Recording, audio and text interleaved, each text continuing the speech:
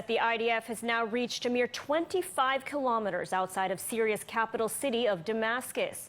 Israel has seized the opportunity of the fall of the al-Assad regime to destroy any remaining advanced Syrian weapons systems. Extensive airstrikes have been carried out, and foreign Arab media report that a Syrian chemical weapons expert was eliminated in Damascus, though Israel's involvement remains unconfirmed. Meanwhile, Jerusalem has informed the UN Security Council that the incursion is only temporary. More from ILTV's Steve Leibovitz. The IDF is carrying out extensive bombing raids in Syria, destroying major elements of the former Syrian armed forces, hitting military sites across the country. Overnight, the IDF targeted the Defense Research Institute in Aleppo and the Scientific Research Center on the outskirts of Damascus, among other sites. There are also reports of an extensive attack on the Syrian naval vessels in Latakia. The strikes were carried out to prevent them falling into the hands of terrorists.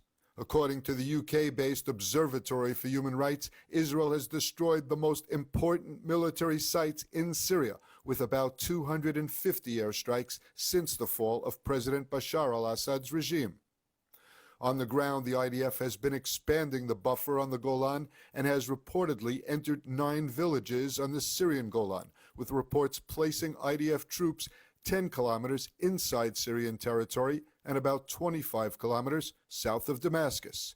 Israel informed the United Nations Security Council that it's taken limited and temporary measures in a demilitarized strip bordering Syria to counter any threats, particularly to residents of the Israeli Golan. Ambassador Danon said Israel is not intervening in the conflict between Syrian armed groups and remains committed to the framework of the 1974 Separation of Forces Agreement. Foreign Minister Gideon Sa'ar also insisted that the Israeli incursion was temporary.